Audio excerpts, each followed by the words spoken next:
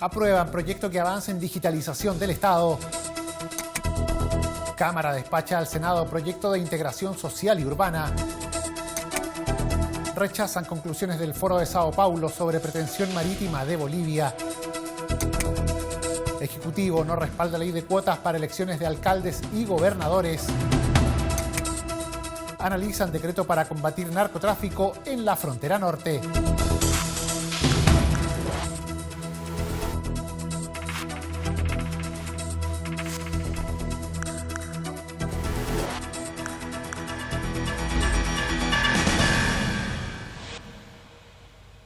¿Cómo están? Sean bienvenidos a una nueva edición de Frecuencia Legislativa. Revisaremos las informaciones más relevantes, los hechos noticiosos acontecidos en las últimas horas aquí en la Cámara de Diputados. Partimos hoy contándoles que se aprobó el proyecto que avanza en la digitalización del Estado. La propuesta define como procedimiento estándar el digital, dejando el soporte en papel solo para situaciones específicas y casos excepcionales.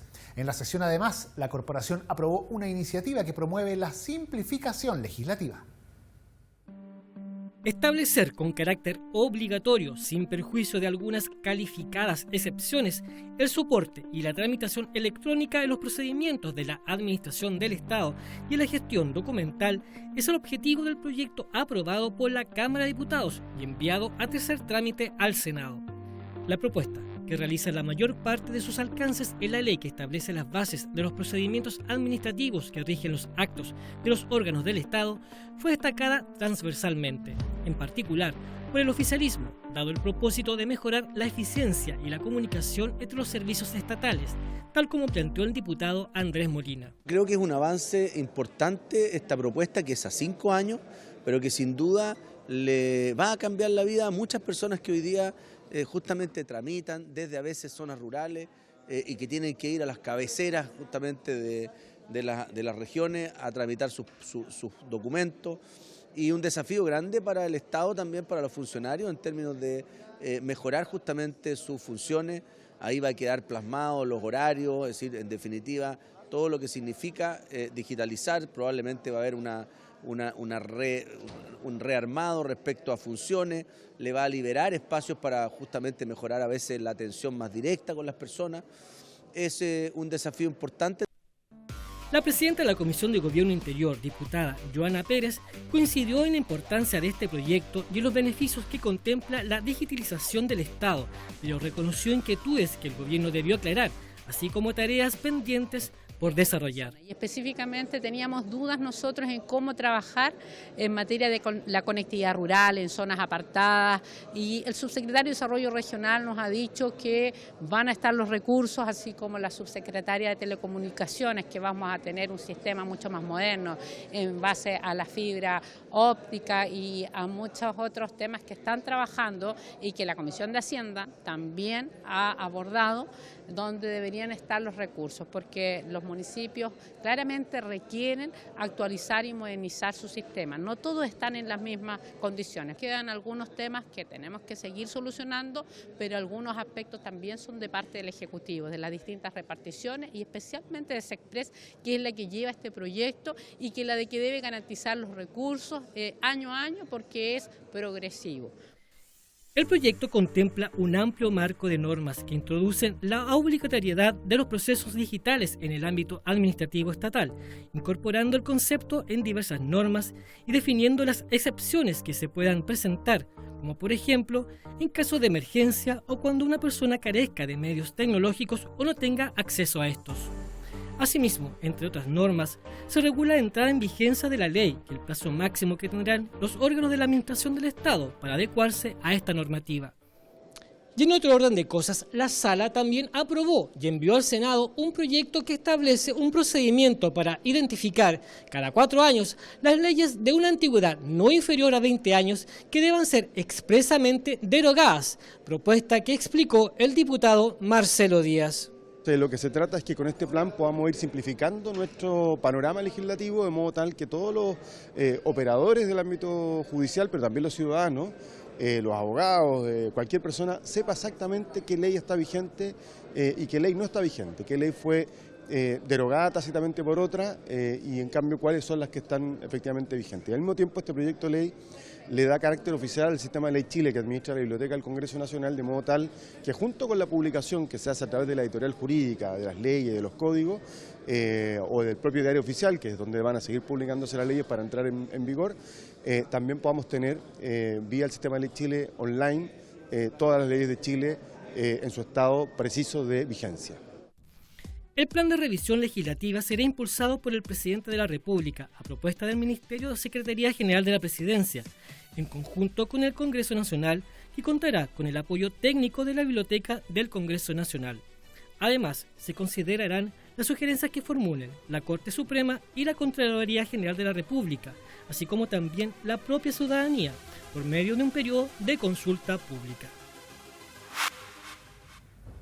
Y la Cámara despachó al Senado el proyecto de integración social y urbana.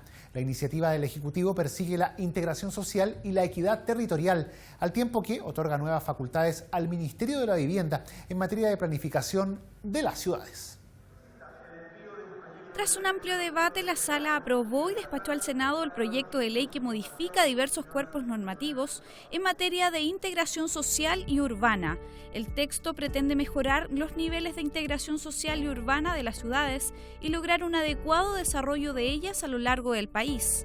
Para ello busca aumentar la construcción de viviendas sociales con integración social a través de una densificación equilibrada en zonas con potencial de desarrollo urbano y modernizar la gestión del Ministerio de Vivienda y Urbanismo, aspectos que compartió el diputado Miguel Ángel Calisto. Efectivamente, el corazón del proyecto es muy importante porque apela a la integración social, apela principalmente a que los planos reguladores en el futuro puedan propender a la integración social frente a ciudades que tenemos hoy día tremendamente segregadas, barrios para ricos y barrios para pobres, y además tenemos hartas carencias habitacionales.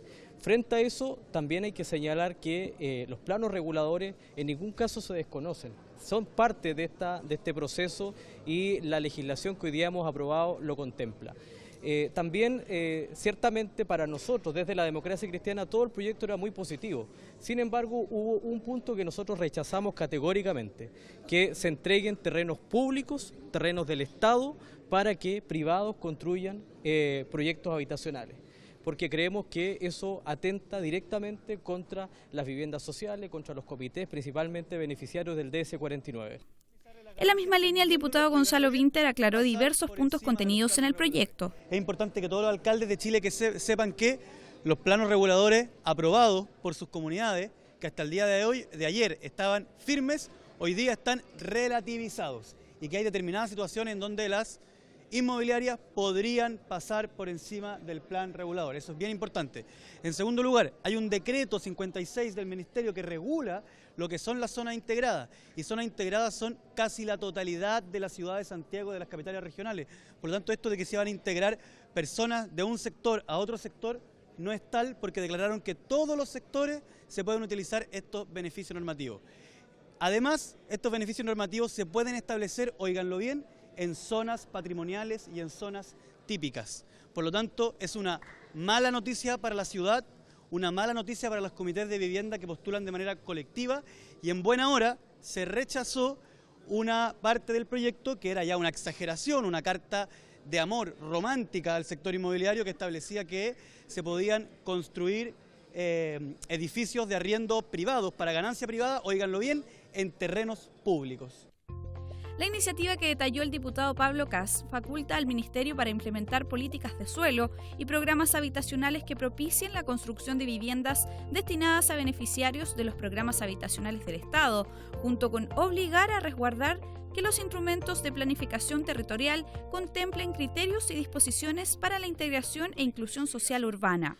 Valorar que por lo menos en el tema de los polígonos, en donde el Ministerio, a través de un órgano central, una entidad que pueda definir los intereses de la ciudad por sobre los intereses de las comunas, que todos sabemos a lo largo de la historia, a través de sus planes reguladores, han mantenido esta segregación, impidiendo que lleguen familias vulnerables a barrios privilegiados. Creemos que es un gran avance. Lamentamos que esto se haya transformado en una discusión ideológica en donde se haya marginado al Estado de esta herramienta de poder concesionar terrenos públicos para que se pueda generar esta integración social. Yo he sido arquitecto toda mi vida y he tenido, por supuesto, a través de una sociedad, desarrollos inmobiliarios en donde jamás he tenido una vinculación con ningún subsidio ni ningún vínculo con el Estado. Me consideré, y el artículo así lo permite, que unas personas tengamos la prerrogativa de interpretar y definir si realmente esto afecta a nuestros intereses directos. En mi caso no lo hacía, yo jamás he hecho algún desarrollo vinculado con integración social ni con subsidios del Estado. El ministro de Vivienda, Christian Monkeberg, valoró la aprobación del proyecto y afirmó que se trata de un avance en la búsqueda de la integración social. En esta ley lo que se hace es que si un municipio o una comuna en su plano regulador no tiene incorporado la integración social dentro de su planificación, tiene que hacerlo. Si un municipio o un alcalde va a dictar un nuevo plano regulador o lo va a actualizar, tiene que incorporar la integración social, tiene que tener dispuesto y resuelto dónde van a estar las viviendas sociales en su comuna, y no en cualquier lugar, sino que tiene que ser en lugares bien equipados. Las ciudades tienen que permitir que las personas tengan buenos servicios, buenos equipamientos. ¿Qué significa esto? Que vivan cerca de un banco, que vivan cerca de un metro, que vivan cerca de una farmacia, que vivan cerca de un colegio o relativamente cerca de un eje de transporte que les permita trasladarse de un lugar a otro sin mayor complicación y sin estar arriba de una micro o de un transporte público 2 o 3 horas. Lo que permite este proyecto de ley y lo que busca este proyecto de ley precisamente es eso, es que los buenos servicios lleguen a zonas donde no están esos servicios, como los que he señalado, y donde existen servicios hoy día ya establecidos puedan llegar familias que hoy día no tienen la posibilidad de vivir ahí y que son familias que acceden a los subsidios habitacionales. La propuesta también faculta a los Serviu para concesionar mediante licitación pública la construcción, administración y mantención de viviendas económicas en terrenos de su propiedad o de otros órganos o servicios de administración del Estado. Y los diputados rechazaron las conclusiones del Foro de Sao Paulo sobre la pretensión marítima de Bolivia. La Comisión de Relaciones Exteriores emitió una declaración pública en la que rechazó el pronunciamiento de esta instancia internacional por considerar zanjada la materia tras el correspondiente fallo de La Haya. La Comisión de Relaciones Exteriores emitió una declaración formal en la que rechaza las conclusiones del 24º Encuentro Regional del Foro de Sao Paulo relacionadas a las pretensiones de una salida soberana al mar en territorio chileno por parte de Bolivia. El documento, respaldado en forma unánime, señala que si bien manifiesta el respeto a la celebración de cualquier foro político nacional e internacional, no corresponde aceptar la intromisión en temas bilaterales que han sido abordados y resueltos por la Corte Internacional de Justicia de La Haya, la que resolvió que Chile no tiene obligación alguna de negociar una salida soberana al mar para Bolivia. Así lo explicó el presidente de la comisión, diputado Jaime Naranjo. Nosotros consideramos que pueden existir todos los foros que puedan existir en el país o en el mundo y pueden ellos hacer las declaraciones que estimen convenientes. Pero una cosa muy distinta es acaso nosotros estamos de acuerdo o no con esas declaraciones que emiten. Y en este sentido hemos sido súper categóricos y claros en el sentido de decir que rechazamos esa declaración porque en el caso particular de Bolivia no hay nada pendiente con Bolivia. Es decir, lo único pendiente es restablecer relaciones diplomáticas. Pero en temas que tienen que ver con el mar o derechos al mar, no hay nada en discusión porque eso ya está zanjado a través del fallo de La Haya, donde establece claramente que nuestro país puede iniciar conversaciones con Bolivia para abordar otras materias, pero lo que es en materia del mar propiamente tal, eso está absolutamente zanjado. En la misma línea, el diputado Isa Cort, redactor de la declaración, sostuvo que si bien la comisión respeta lo que se aborda y acuerda en foros internacionales, en esta ocasión se trató de un foro eminentemente político que fue usado con esos fines por el presidente Evo Morales. El Foro Sao Paulo es un foro de partidos políticos, no es un foro que reúna a estados. Lamentablemente sí forman parte de este foro autoridades, jefes de estado, incluso como el propio Evo Morales. Y esto viene a confirmar lo que nosotros siempre hemos planteado, que toda esta posición por parte de Evo Morales ha sido por fines eminentemente electorales y políticos. Aquí nosotros hacemos una distinción, de hecho en la nota que yo mando a la Comisión de Relaciones Exteriores hago la distinción entre Evo Morales y el pueblo boliviano. Aquí yo no quiero culpar al pueblo boliviano. Chile quiere un diálogo con Bolivia, pero para que la gente sepa, quien corta relaciones diplomáticas con Chile es Bolivia, por lo tanto quien debe restituir esas relaciones diplomáticas es el propio Bolivia, pero Evo Morales no da las garantías y esto lo demuestra una vez más, lamentablemente. Cabe agregar que durante la jornada la instancia además recibió al subsecretario de Relaciones Económicas Internacionales subrogante Felipe Lopeandia para abordar las implicancias y eventuales repercusiones de la denominada guerra comercial entre China y los Estados Unidos. La ministra de la Mujer y Equidad de Género, junto a su par de la Secretaría General de la Presidencia, plantearon a la Comisión de Gobierno Interior su apoyo al proyecto que amplía la ley de cuotas para las elecciones de concejales. Sin embargo, no respaldan que se aplique también a elecciones de alcalde y gobernadores. De un 15,8% a un 22,7% aumentó la participación de mujeres en el Congreso Nacional gracias a la implementación de la ley de cuotas. A este ritmo, en un máximo de 2 elecciones podría llegarse a una participación del 30%. Así lo señaló la ministra de la Mujer y Equidad de Género, Isabel Pla, que junto al ministro de la Secretaría General de la Presidencia, Gonzalo Blumel, participaron en la Comisión de Gobierno Interior. La instancia comenzaba el análisis del proyecto que pretende replicar esta norma para las elecciones de alcalde, concejales y gobernadores. Y si bien gracias a las cifras favorables el Ejecutivo respalda la motivación de la propuesta, no apoya que sea para elecciones uninominales. Frente a esto se refirió el ministro Blumel y la diputada Marcela Hernando, una de las promotoras del cambio. Lo que pasa es que cuotas para elecciones de cargos uninominales, por ejemplo, alcalde o alcaldesa y gobernaciones regionales, es algo que no existe en ninguna parte del mundo. En general, las cuotas donde existen, porque tampoco es algo que exista en todas las elecciones, en todos los países, en elecciones subnacionales, donde existe generalmente está asociado, siempre está asociado a cuerpos colegiados, por ejemplo, a los consejos regionales o a los consejos municipales, porque obviamente ponerlo en cargos uninominales produce una serie de dificultades que es muy difícil de soslayar. Por ejemplo, ¿qué pasa con un partido que está constituido en una región? ¿Tendría que obligatoriamente constituirse en otra región para poder cumplir la cuota? Finalmente yo creo que esto es un tema democrático que va a decidirse en la sala.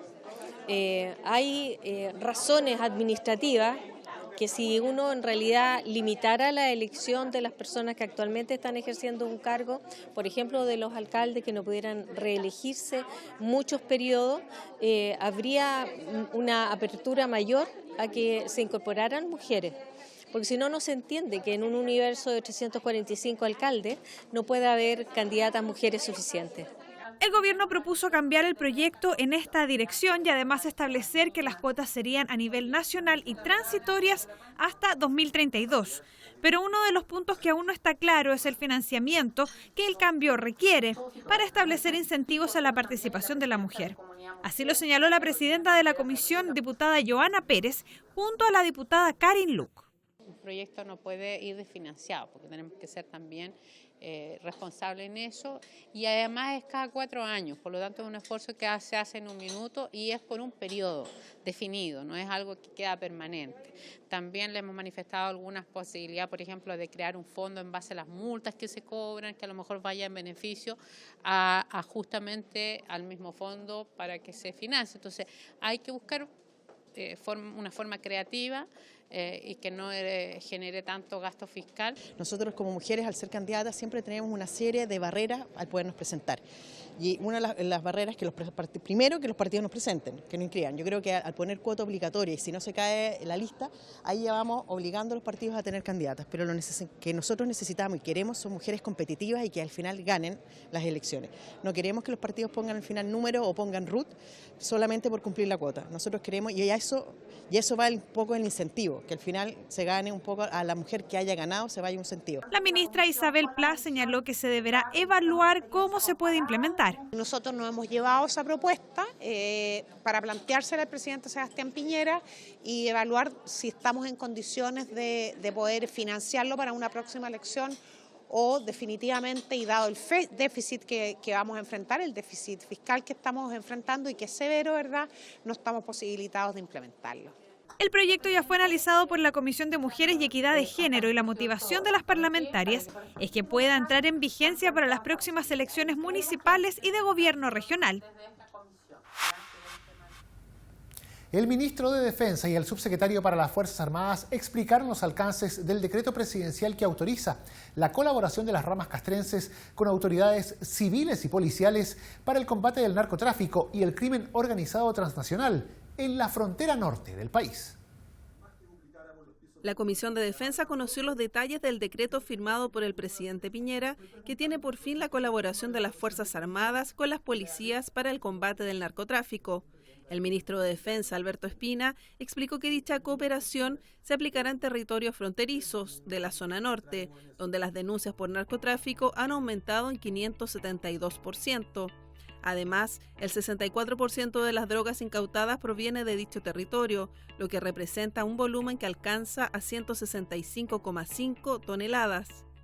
Asimismo, informó que existen 89 bandas de crimen organizado con cerca de 1.000 personas dedicadas al tráfico de drogas.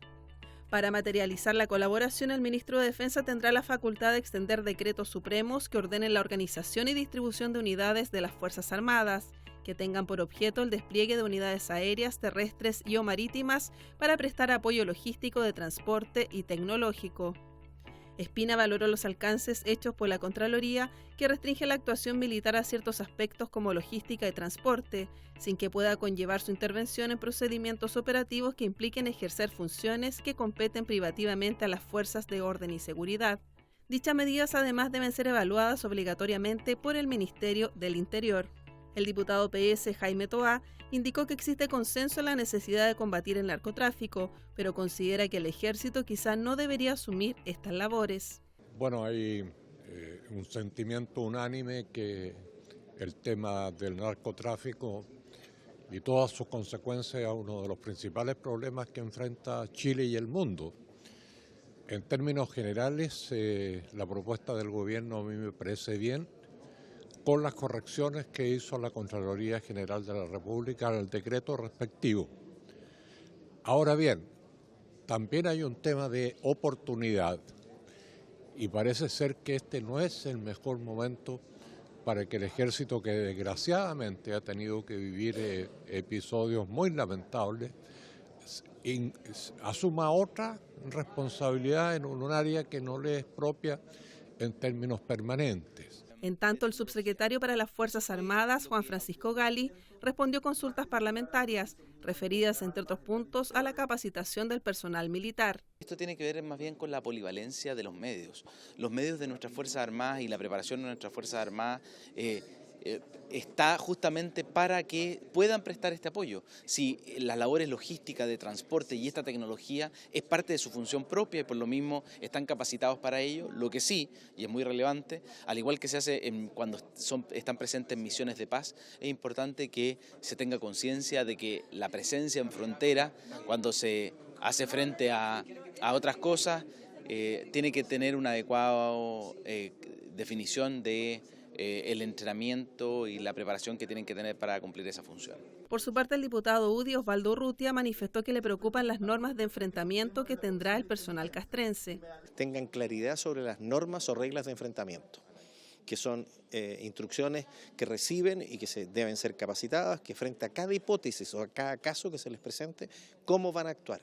En qué momento van a usar su poder de fuego, si están o no están facultados para detener, cuándo deben responder el fuego, con qué proporción deben responderlo, en fin, cómo van a detener. Todas esas normas tienen que tener absoluta claridad los integrantes de las Fuerzas Armadas, porque si no después se van a ver involucrados en hechos que no nos queremos, paseando por los tribunales, por a lo mejor un exceso de uso de la fuerza.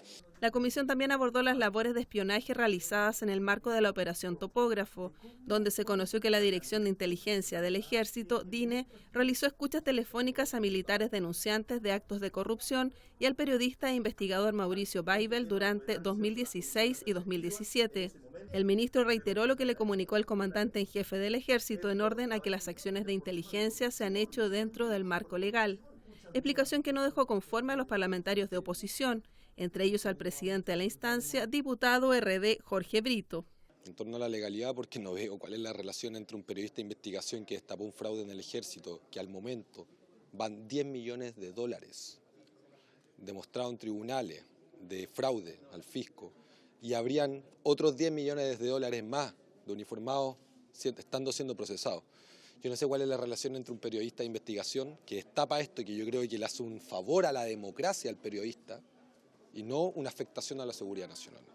No se quisieron referir, el ministro dijo que no tenía opinión al respecto. Uno lo entiende pero no lo comparte.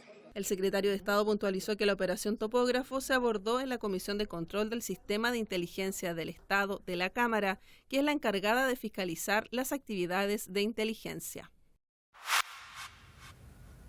Y de esta forma llegamos al final de la presente edición de Frecuencia Legislativa. Agradecemos su compañía y les recordamos que todas estas noticias están en sus diferentes formatos audiovisuales disponibles para descarga en el www.cámara.cl en nuestra multiplataforma. Gracias por su sintonía. Siga junto a Cámara de Diputados Televisión.